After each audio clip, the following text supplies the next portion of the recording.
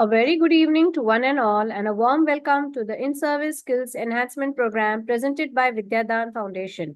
I am Shweta Batra and I'm here to take you through the session. To begin with, I would like to introduce the organization VidyaDaan to you all.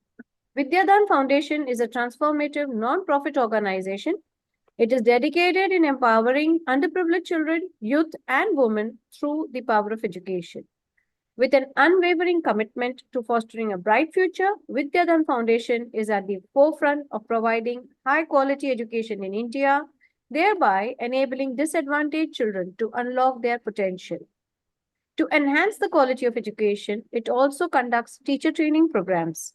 In the past, under the In-Service Skills Enhancement Program, is popularly known as ISEP, we take pride when we say that we have successfully trained over 6,000 teachers. We all know that this national education policy emphasizes on continuous professional development, what we call the CPD. Each teacher is expected to participate in at least 50 hours of CPD opportunities every year.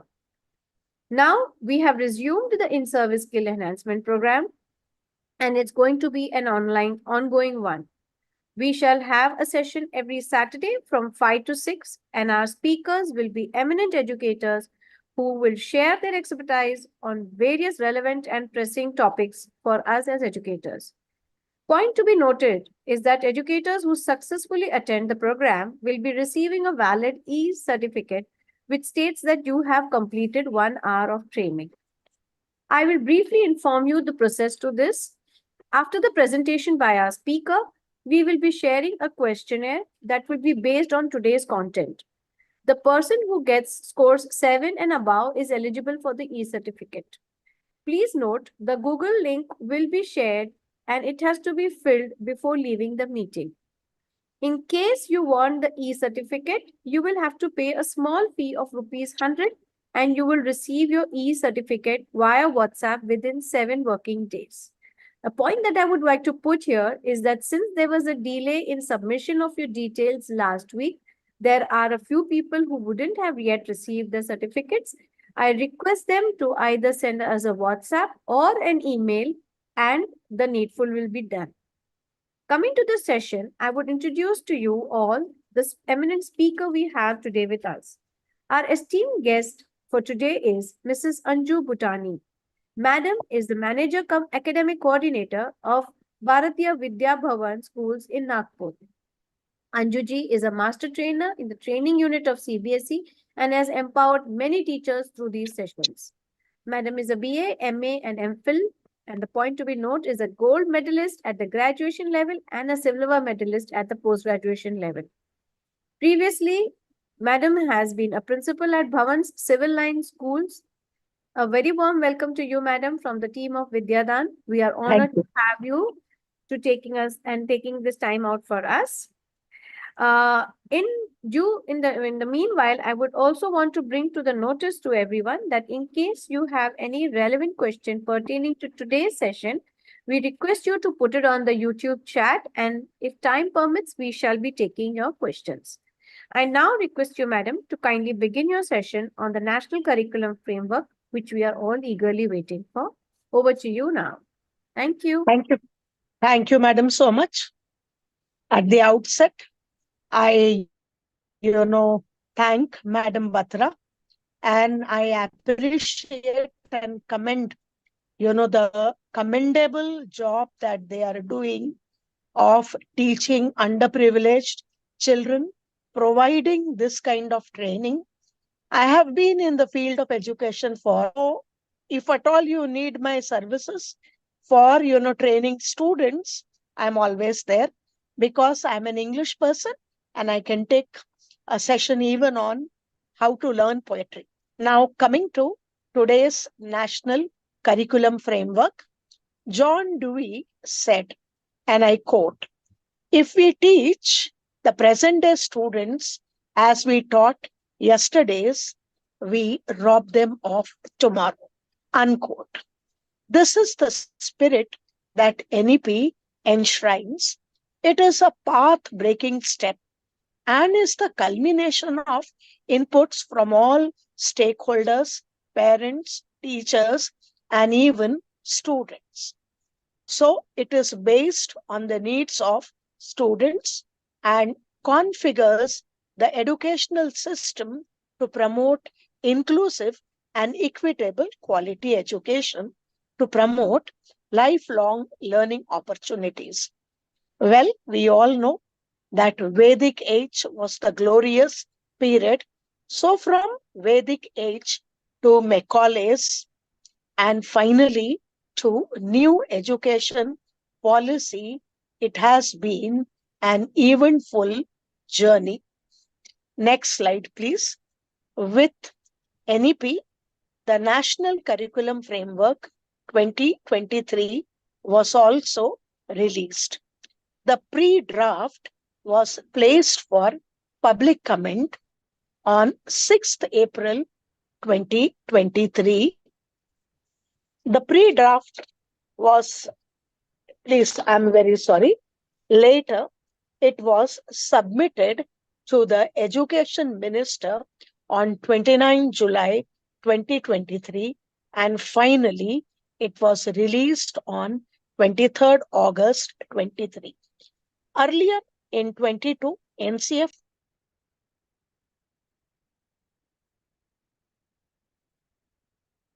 call. Just a minute. I have just give me time.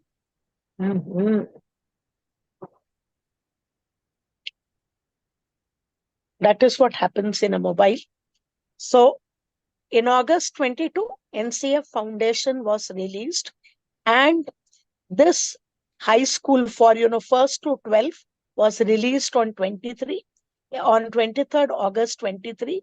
But with this, NCF foundational stage was also integrated.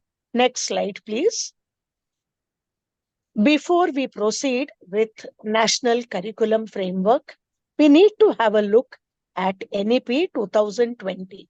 Why we need to have a look on, at NEP? Because NCF draws from NEP. NEP placed a new pedagogical structure in place of 10+2.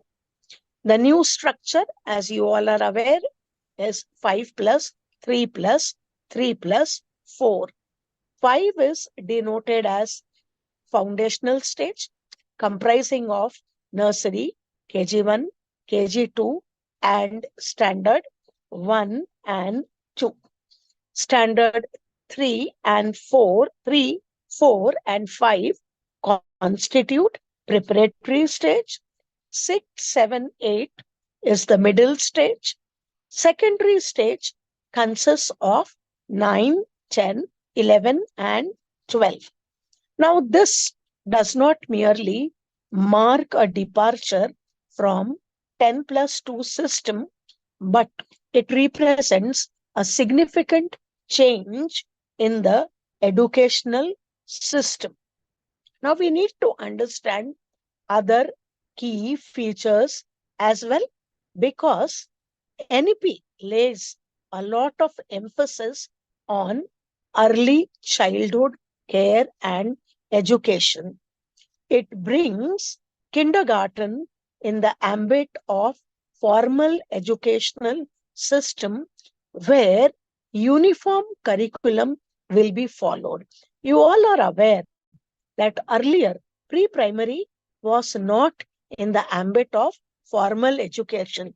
We had many kindergartens, nurseries, mushrooming. But now it has been decided to bring pre-primary also in the ambit of, formal educational system. And standard 1 and 2 has been, included in the foundational stage. Okay. So here, uniform curriculum will be followed. One of the goals of foundational stage will be to achieve foundational literacy and numeracy. So as schools, you must prepare a calendar for FLN activities. Now, FLN activities are nothing but foundational primary literacy and numeracy. Another feature of NEP is that it rationalizes curriculum.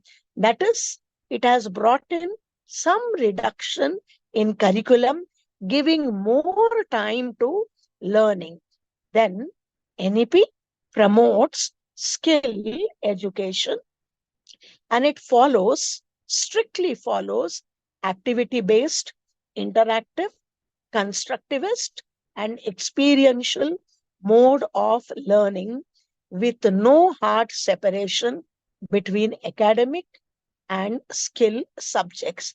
Earlier, what we did, we said these are academic subjects and these are, non-academic subjects. More emphasis was given to academics, and, somewhere behind lay the non-academic subjects. Whereas Harvard, the one who came out with a multiple intelligence theory, says that academic intelligence is one type of intelligence. Similarly, we have mathematical intelligence, sports intelligence, emotional intelligence. So he has come out with, 9 types of intelligence. So we have no right to relegate what, non-academic subjects below academic. And then NEP marks a significant departure from rote learning to competency based learning and assessment. It clearly says that henceforth all learning should be competency based learning, and even assessment should be competency based.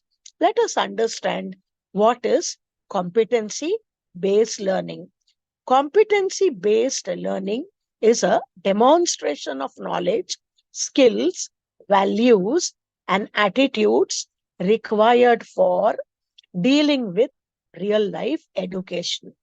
This approach makes our education pragmatic and comprehensive. So these are some of the salient features of NEP 2020.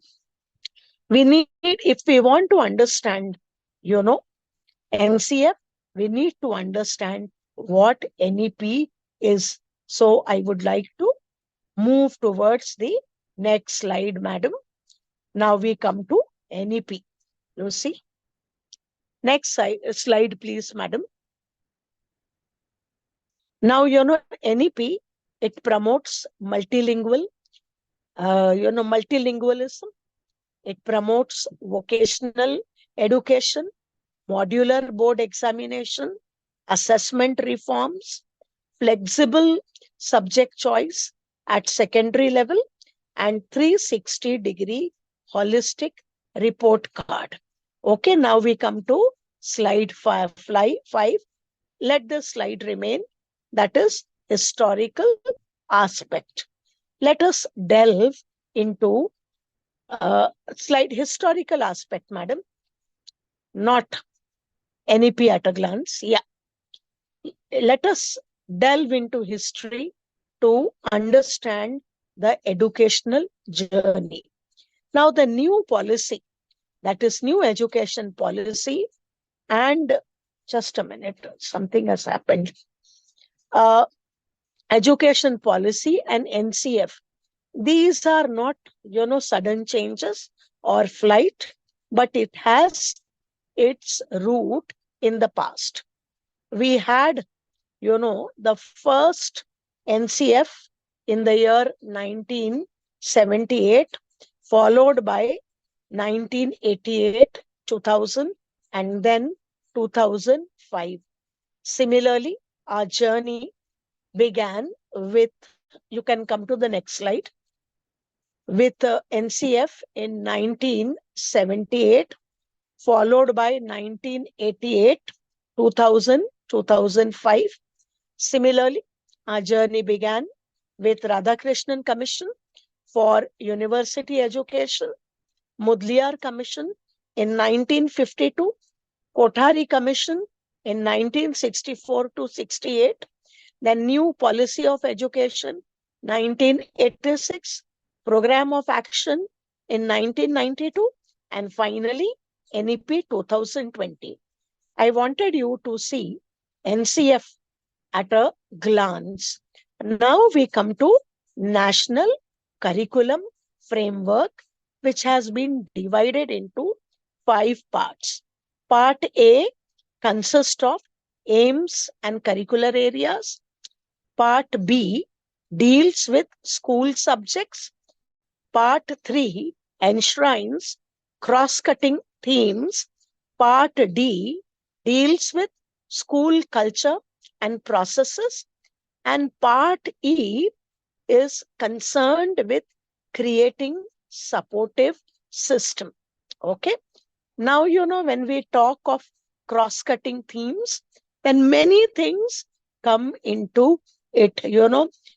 In cross-cutting themes, inclusive education is there, collaborative learning is there. Okay. In order to understand these, you need to go through the NCF very carefully. Slide 7, madam. Now we come to curriculum. You see, the NCF contains curriculum objectives. Now we need to understand what is curriculum. Is curriculum syllabus? Is curriculum CCA? Curriculum is everything that is related to a student or a child's education. It is a standard-based sequence of planned experiences where students practice and achieve proficiency in content and applied learning skills. It is, in short, the entire educational experience of a student, which includes academics, skill subjects, sports and games, and so many other things that are related. Please don't sit here. That are related to a student's education. So I hope you understand now what is curriculum, what is meant by curriculum. You see, now what are the curriculum objectives? The current NCF aims at bringing out positive transformation in school education. It ensures achievement of knowledge, skills, capacities, and values. Dear teachers, there is a theory of knowledge. As teachers, you all are supposed to go through that theory of knowledge. Surf net, and you will find Indian theory of knowledge as well as theory of knowledge as presented by, foreigners. So when we aim at achieving knowledge, skills, capacities, and values, then we need to understand the theory of knowledge. The next, purpose or objective of NCF is to have committed force of teachers who are torch bearers with deep human and multidisciplinary capacities. See, I am an English teacher, but if asked to, explain 4 operations dealing with mathematics, I can do. If asked to give life skills and value education, I can do. So we have, multidisciplinary capacities, and a teacher should use all the capacities in order to equip students. Then the NCF endeavors to bring holistic and integrated approach to education. Next slide, please. Now, what NCF does? It has defined 8 curricular areas. Okay. And these 8 curricular areas are languages, mathematics, science, social science, art, interdisciplinary, physical education, and vocational education. NCF clearly says that there is no difference or silos between academic and non-academic or skill education. So these 8 curricular areas have physical education and vocational education as well. The curricular areas clearly demonstrate that there is no distinction between subjects whatsoever. And NCF uses the term curricular to distinguish it from discipline, field, and subject. You see, these 3 have got, very minor differences. A discipline is a higher degree of specialization. Field, field is like medical or engineering field, and curricular areas may have subjects under it. So let us take the first, language. Okay, it is a curricular area. Under language, all languages as subjects will come. Then mathematics is there. So math will come, computational skills will come. So this way, under curricular areas, many subjects will come. Now we come to slide 9. Now, NEP very clearly states that Indian languages will occupy a place of importance. That is to say, it seeks to promote multilingualism and Indian languages, and NCF draws its content and vision from, NEP. Now, NCF talks of R1, R2, and R3. R1 is mother tongue or state language. R2 is other than mother tongue. And R3 is other than R1, that is mother tongue or state language, and something other than mother tongue. So, like mother tongue, I am in Maharashtra. Okay. So, my mother tongue is Marathi, though it is not. But since I belong to Maharashtra, I can speak Marathi fluently. So R1, Marathi is my mother tongue. Second language, which I love, is Hindi. Okay, it is other than mother tongue. And third language, of course, will be English for me. Did you follow this? A student is expected to learn all the 3 languages. Next slide, please.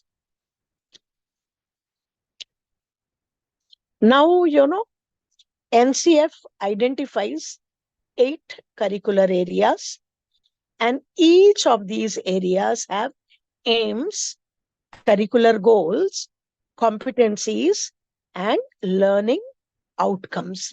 The scheme of learning cannot take place without aims, that is learning objectives, curricular goals, competencies, which a child is supposed to achieve, and the learning outcomes, that is, we will have to find out, like after, you have aims, okay, you have learning objectives, then you define the competencies, that after teaching this particular lesson of grammar, my student will be able to, speak simple sentences in English.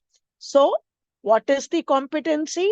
The child will be able to achieve or master simple English. So what will be the learning outcome? That my child, my student has learned to speak simple sentences. How will I come to know that I have achieved my learning outcomes? I will measure the learning competencies, and then I will come to know what are, whether I have been able to achieve the learning, outcomes. Next slide, please.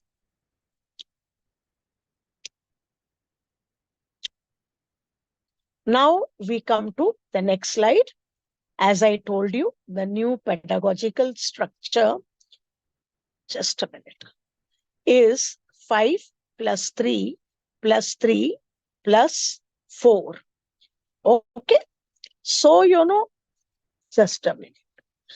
So I have already told you that 5 plus 3 plus 3 plus 4. That is the pedagogical structure that we are going to follow. Okay. Kindly give me 2 minutes. We are dealing with slide 11. Okay. Now, all along, NEP says, see, for new academic structure is 4 years, we come to 5 years, pre-primary and classes 1 and 2. What will be the pedagogical structure? It is foundational. Then what pedagogy are we going to use? We are going to use play-based, nurturing, caring, toy methodology, multi-level, teaching. So this is the pedagogy that we are going to follow for the foundational stage. Then we come to the next, that is preparatory, which is from standard 3 to 5. Now, what kind of pedagogy, teaching methodology that you are going to use?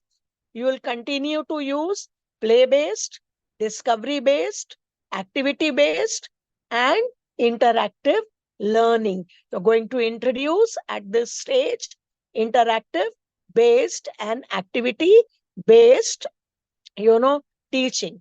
Then we come to middle stage. We progress to middle stage. And the middle stage consists of 6th, 7th, and 8th standards. Here we are going to introduce experiential learning and constructivist learning. Now, what do we mean by constructivism and, experiential learning? Now, please understand, dear teachers, when the child comes to you, okay, he comes to you from his house. The child is aware that he lives in a home. The home has kitchen. Kitchen has appliances, kitchen appliances. There is dining space, okay, dining table and chairs are there. Drawing room is there. Drawing room mein sofa, center table, etc. is there.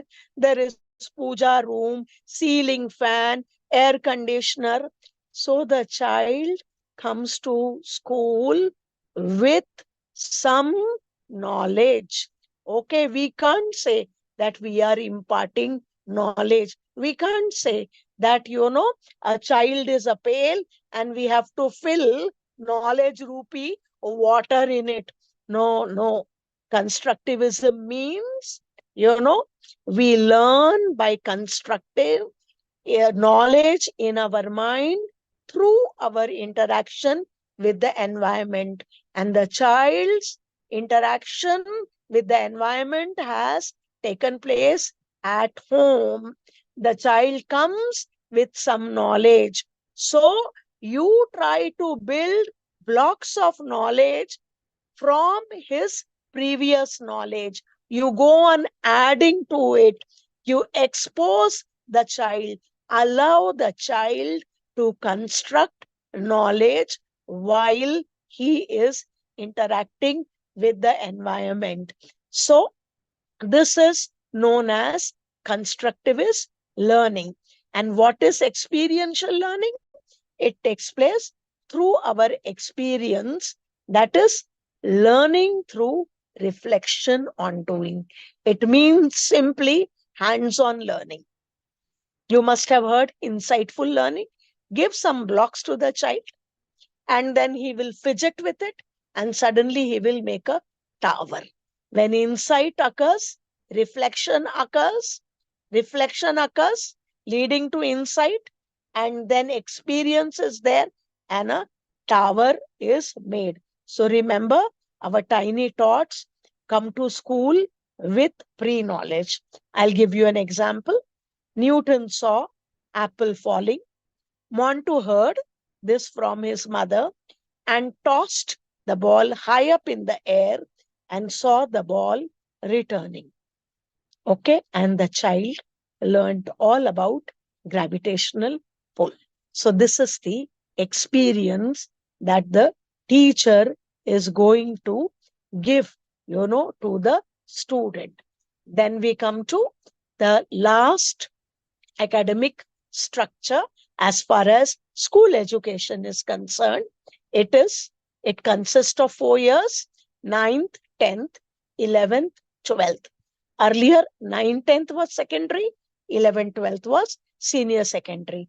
But now all the 4 years are secondary, and the pedagogy to be used is multidisciplinary, critical thinking with flexibility in choice of subject. Next slide, please.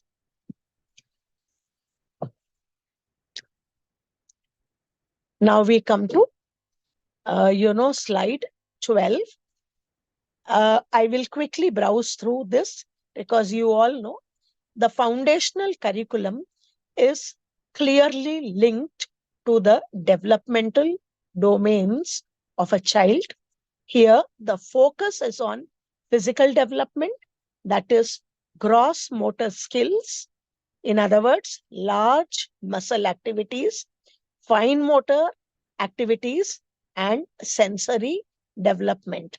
Emphasis here is on emotional development, social etiquettes, courtesy, becoming friendly with others, sharing and caring. And then importance to language acquisition is given. Communicative skills are strengthened. Reading and writing in R1 and R2 will take place because standard 1 and 2 come in now. Foundational stage. Developing interest and inclination in arts and performing arts will be focused here. Then we come to the next slide, and that is the preparatory stage. Madam, kindly change the slide. Now this preparatory stage, madam. Next slide, please. On my screen, the next slide is not visible, but I'll continue. Okay, after foundational stage comes, the preparatory stage. The preparatory stage comprises of standard 3, 4, and 5. Madam, please change the slide. It is still showing foundational stage. Now we come to preparatory stage. Now, preparatory stage, as it has been emphasized, consists of 3, 4, and 5. Now here, NCF, very important to note, envisages general teachers with few specialized in arts and specific languages. Now, the children will shift from play-based setting to formal classroom setting. Curricular areas will include language, maths, arts, physical education, and the world around us. Okay. And then from this stage, pre-vocational skills will be incorporated, and assessment will be combination of student activity, worksheets, short formal written evaluation. So there won't be any year-end examination. Now we come to middle stage, madam. Please come to middle stage. Now we come to, next, that is middle stage. And you all know that middle stage, you are aware of it. Here, 3 languages will be introduced. Curricular, 6, 7, 8 is middle stage. 3 languages will be introduced. Curricular areas will expand and include science, that is study of natural world, and social science, that is study of human world. Focus will be on art education, interdisciplinary.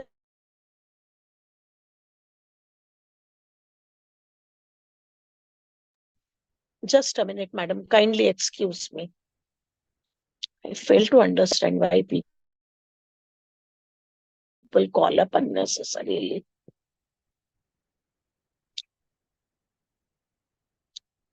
Yeah. So focus will be on art education, interdisciplinary, physical education, and value education will increase. Learning will shift from concrete to abstract. Okay. Now children will learn to think in their mind, imagine, abstract concepts will be introduced. Students here will gain understanding of specific methods of inquiry, both in science as well as social science. Assessment will be more formal and explicit as contrasted with preparatory stage. Now I want the slide to be changed. Kindly change the slide from middle to. Now, we come to secondary phase, that is grades 9 and 10. If you see, curricular areas include languages, and under this subjects will be language 1, language 2, language 3, and examination will be external examination. Then we come to mathematics and computational thinking. So subject will be mathematics, exam will be external. Then we have science, external exam, social science, external exam. Then comes art education, okay, and it will be local examination with external examiner. Then interdisciplinary areas will be there. Under interdisciplinary, we are going to have environmental education, and it will have external exam. Then we come to physical education and well-being, where physical education will be the subject. Local assessment with external examination will be there. Then we come to vocational education. Under this, many, subjects will be there. It will be local assessment with, external examination. I have read out this particular certain slides. I'm going to read out from PPT because I have nothing to add of my own in this. This is the scheme of studies. Kindly go to slide number 16. Next slide, please. Now we come to phase 1 was 9 and 10 in, secondary education. Now we come to phase 2, that is grades 11 and 12. Now in this, we are going to have 2 compulsory, languages. Subject 1 and subject 2 will be 2 compulsory languages. And of these 2 languages, one will be native of India. It will be group 1 languages ranging from basic proficiency to literally level, and it will have external examination. Now we come to subject 3, 4, and 5, 6. So subject 3, subject 4, subject 5, and subject 6 will be selected from group 2, 3, 4. So at least 4 subjects from at least 2 of these groups. You can take, 4 subjects from these 3 groups, and at least, 2 will be there from these 4 subjects from at least 2 of these groups. You can have 2 subjects from group 2, 2 subjects from group 3. You can have 2 subjects from group 3 and group 4, or group 2 or group 4. You can have 1 subject from group 2, 2 subjects from group 3, 1 subject from group 4. So this way, students are free. So you can see art education, music, dance, theater, sculptor, painting, physical education, well-being, specific sports, games, yoga, vocational education. So in this group 2, we are going to have local assessment with external examination. Then we come to group 3, social science, history, geography, political science, economics, philosophy, psychology, sociology. Then interdisciplinary areas are there, commerce, environmental education, and this will have external examination. Then we come to group 4, mathematics and computational thinking is there. And then mathematics, programming, coding, business mathematics, sciences, physics, chemistry, biology, and we are going to have external education. Okay, next slide, please. Now, subject combination. I want you to ignore combination for commerce, combination for science, and combination for social science. Okay. They are talking in terms of now combination 1, combination 2, combination 3. So in combination 1, we have, Hindi, English, business studies, accounting. Like these are the groups. This way, second group is there. You can have one Indian language, okay, that is Bengali or English. Then you can choose business studies, accounting from group 3, business mathematics from group 4, fine arts from group 2. I mean, these are the possible combinations. Then, in this next combination is classical Telugu and Sanskrit. It is not necessary to opt for English. Then you can have maths, physics, chemistry from group 4, sustainability and climate change from group 3. Okay. Then you can have Gujarati, English, okay, as second combination, biophysics, chemistry, then Indian classical music and mathematics from group 4. Similarly, here you can have Marathi, French, history, economics, psychology from group 3, contemporary music from group 2. So like that, the board offers a variety of combinations, okay, of various subjects. So I want you to move on to the next slide. Now, what will be the implication for schools and boards of examination? Now you have to understand that, in these 4 years of multidisciplinary students, they will be offered essential courses which all students must take choice-based courses which each student may select as per his or her choice. Then vocational education, arts and sports will become an integral part of the curriculum. Then the current practice of streaming subjects into science, arts, humanities, and commerce will be replaced by a design that enables both breadth through engagement with a variety of courses across streams. Okay. Then you see the secondary stage, as it is very clear, it has been divided into broad curricular areas like science, social science, humanities will be offered in grade 9 and 10 to enable breadth. And then learning standards are going to be defined for this phase. And then disciplines, that is history, physics, languages, within each curricular areas will be offered in grade 11 and 12. You see, if you read the NCF, everything will become very clear to you. Now, next slide, please. Next slide.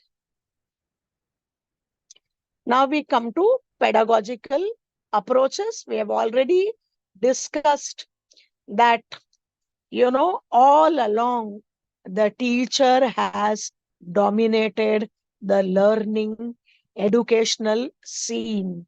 Now it is going to be child centric and inclusive, as focus is on individual achievement. You see, we we are now as teachers going to support students ability to become independent learners. We are going to move from dependence to independence. Therefore, the design of such, the classrooms will be designed will in a special way. All the classroom activities will be such that they require students to use knowledge, skills, and attitude that they have acquired in real life and simulated situation. More of simulation, that is imitating the real life situation. And then it will be interdisciplinary instruction. Collaborative learning will acquire more importance. The teaching method to be used will be experiential learning, problem based learning, games, simulation, case studies, presentation, projects, etc., will become the order of the day. So we need to make a shift as far as teachers are concerned. Teachers love to hear their own voice, whereas NCF clearly says give learning talk time to students. You become a facilitator. Your job will be that of facilitator.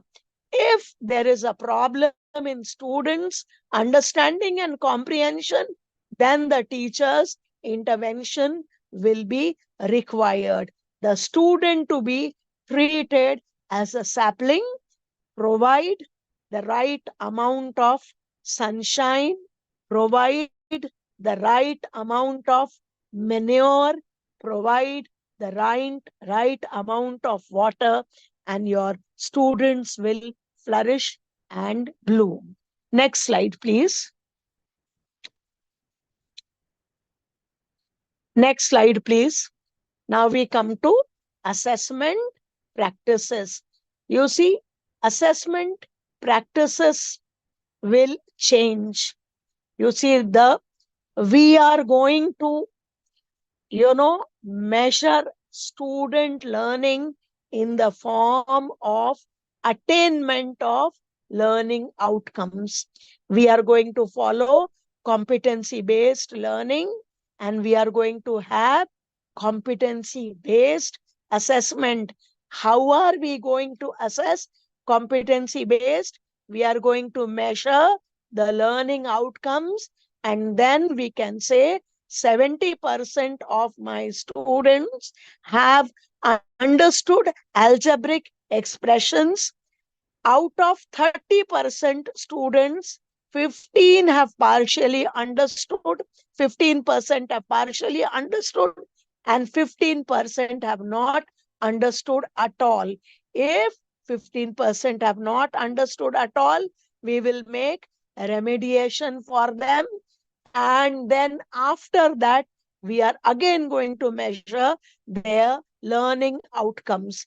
Then you see, the assessment will involve objective as well as performance assessment. And then the reporting of assessment results will be done on the basis of rubrics. Just now I formed rubrics that 75% of my students, they, can design a poster including all the valid points, whereas 20% can do partial job and 10% can merely draw figures and cannot, represent abstract, conceptions. So these are the rubrics. Then students, must be able to demonstrate required level of competency in order to progress to higher grades. Okay, we have no pass, no fail policy. But what has Maharashtra government done? It has made passing on written parameters compulsory in standard 5 and 8 in order to move to higher classes. We are having SAFL examination. You all must be, making batches. What is happening?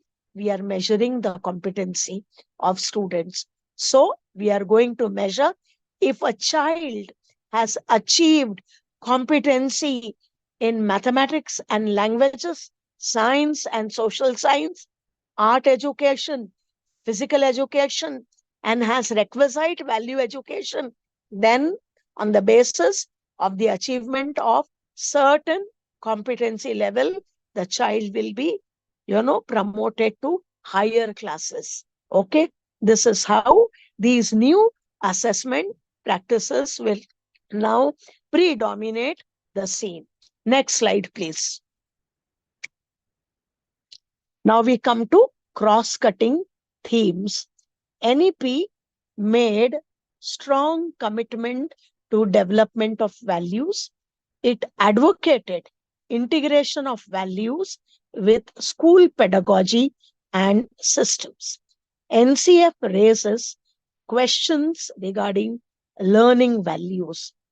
The first question it raises is whether values should be taught as separate subject. Indeed, it is a difficult question to answer.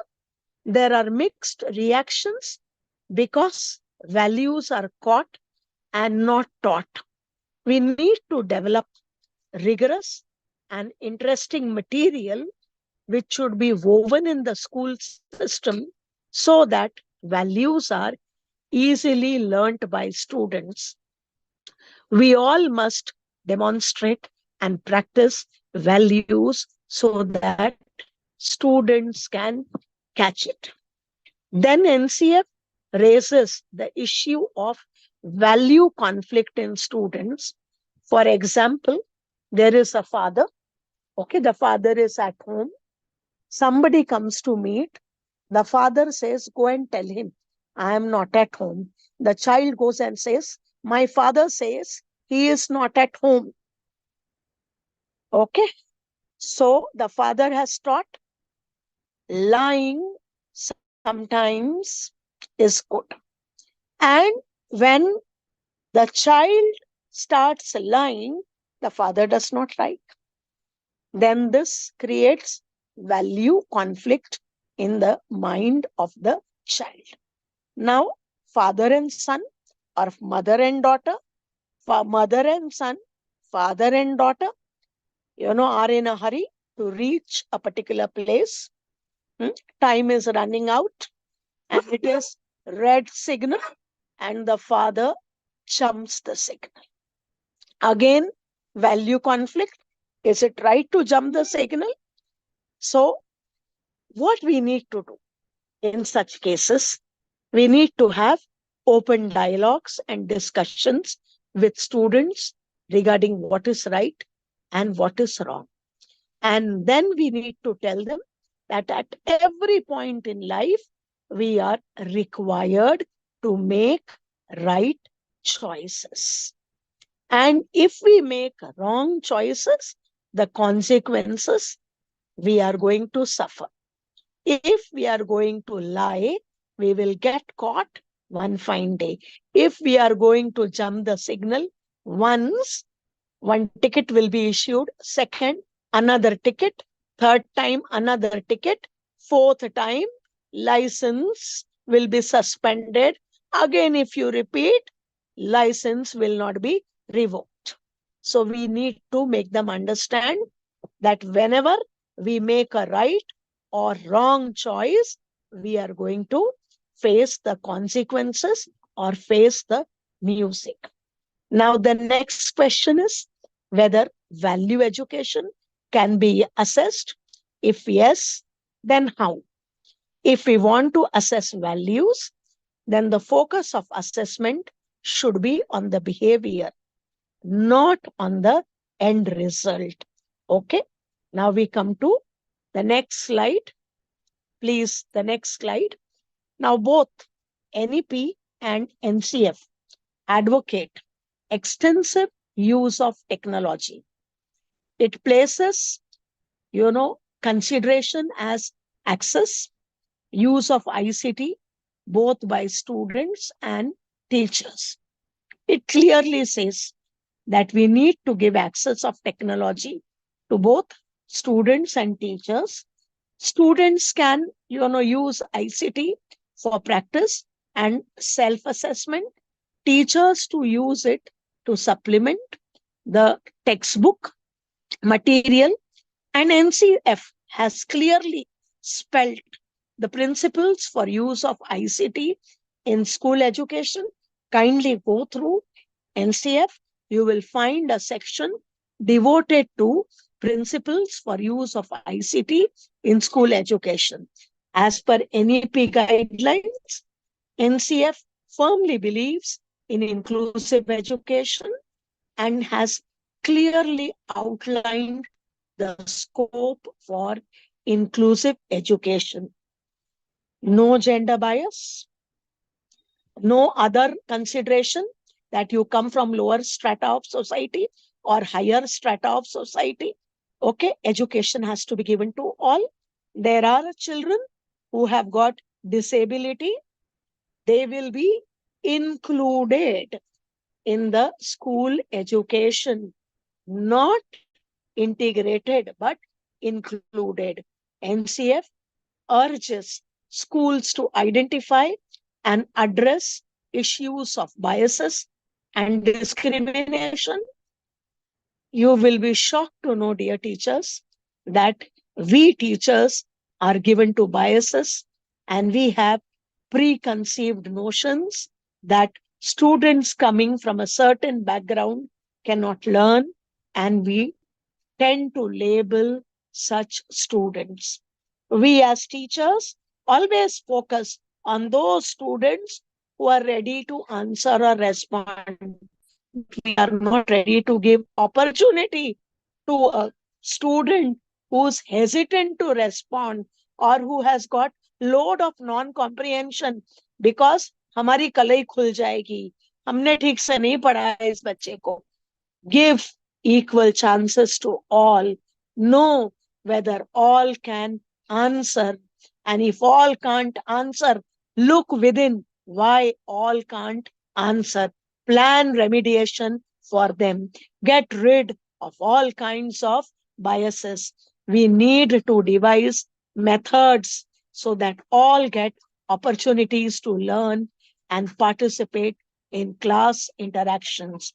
Also, we need to accept students with diverse learning, like, children with some disability.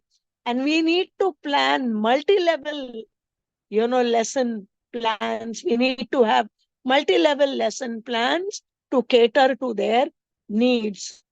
So this is one important aspect that NCF, raises. Next slide, please. Next slide, please. Now, it clearly states that all schools will have guidance and counseling in school, including career, counseling. We need to develop among students sensitivity to and care for environment. Also, we must realize that we are having a rich cultural heritage, and we should be rooted in Indianness, and it places a lot of emphasis on environmental education. Next slide, please. Now it talks of school culture.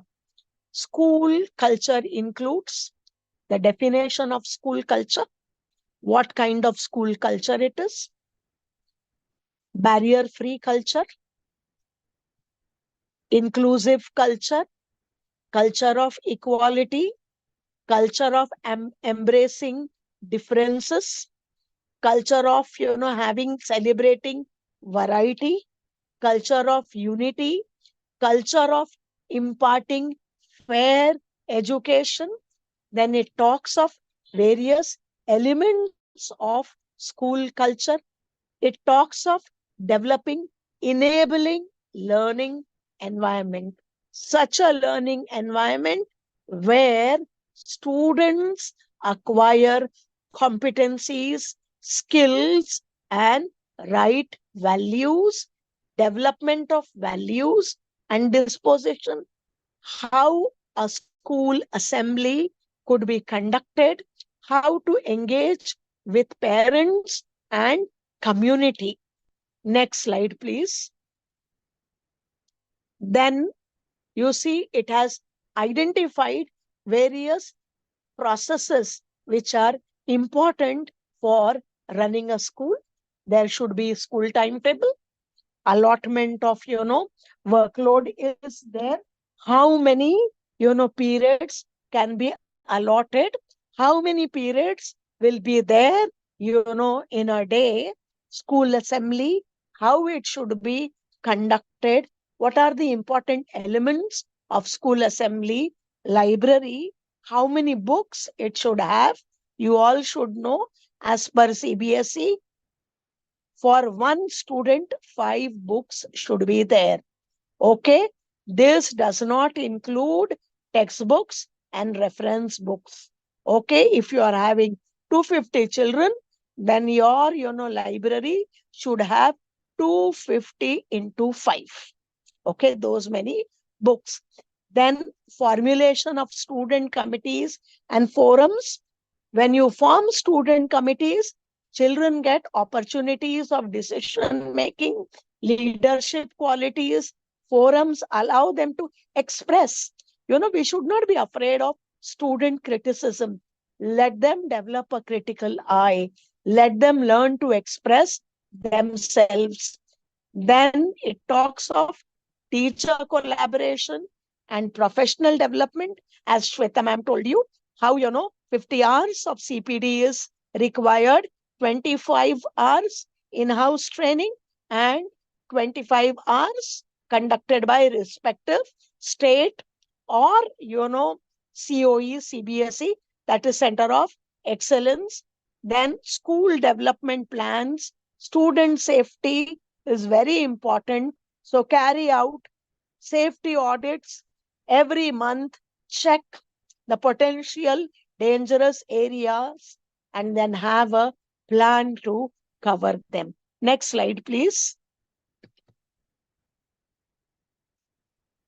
So with this, we come to an end of this session.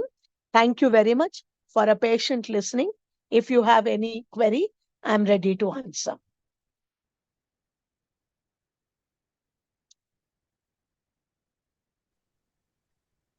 Thank you, madam, for this very insightful session. I think we have got a lot of clarity when it comes to NCF, and in a detail, that explanation that you have been giving has, of course, been an eye-opener to all of us. As far as the questions are concerned, I guess there's one thing that is coming up in common is about the multiple languages and teaching in the local language. And what if if people are coming from other states and other countries. So how are we going to meet the challenges when it comes to that aspect? Yes, ma'am.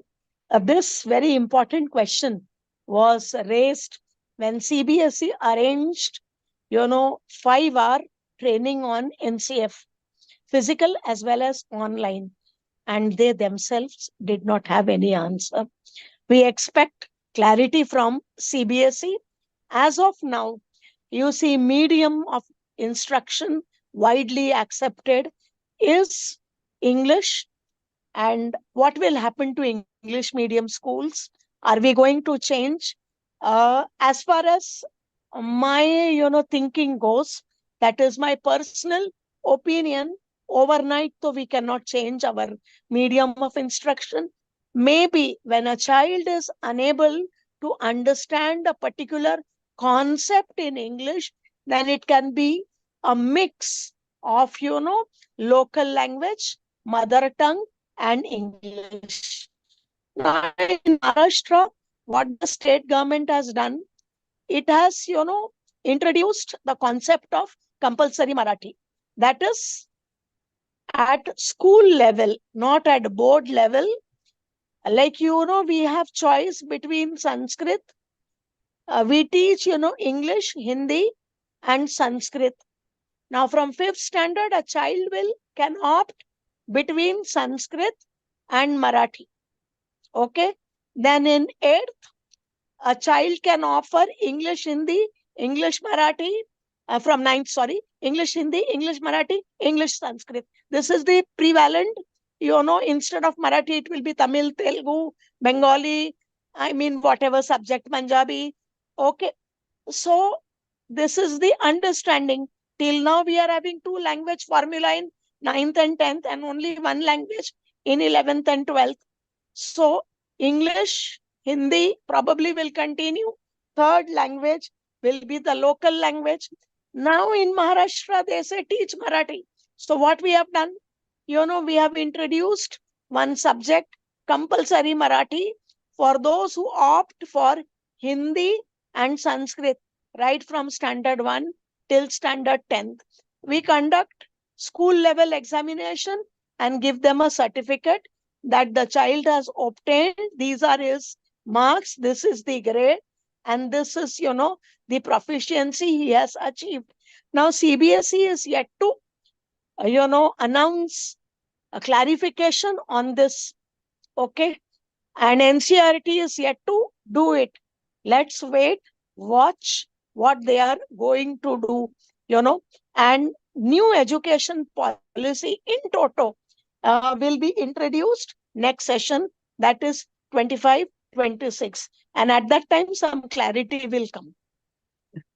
Okay, I think that solves our problems or our question to a certain level, and I'm sure in the waiting by then we will have a clear idea, and I'm sure we'll be able Clear to idea. sail through this huge change, a very positive change in a very easy and advancing manner. So thank you so much for your time, and it has been really an eye-opening session. Thank you, ma'am. I do understand that you are a very busy person, but as you stated that you do take sessions, I'm sure on right away I I'm will going to take commitment for the next session from you. With this, I You would can take. yeah, thank you so much. And I request the Because sorry. Saturdays I am free in the Okay, evening. I that is can so take kind of. session, and I would like to contribute for student cause. Madam, I have paid fees of many underprivileged children. I Oh, have that given textbook kits. I'm devoted, because in 34 years, if I have been a teacher, then I think I have done pretty little for the cause of education. So I would definitely like to collaborate with you all. I think, madam, this humble opinion of yours is where takes you where you are, and we are so Thank much you. gratitude to have you on board today.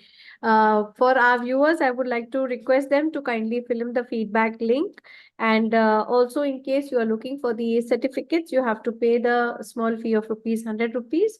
In case you do not receive your certificate in time, kindly send it to vidyadaantrainings@gmail.com. You can put in your query, and we'll definitely revert to you. Most of the time you have been receiving your session, your certificates in time. With this, once again, thank you, madam, and thank you, Thank you, VidyaDaan, ma'am. for giving us this opportunity. We'll see you next week, same day, same time. Till then, bye bye.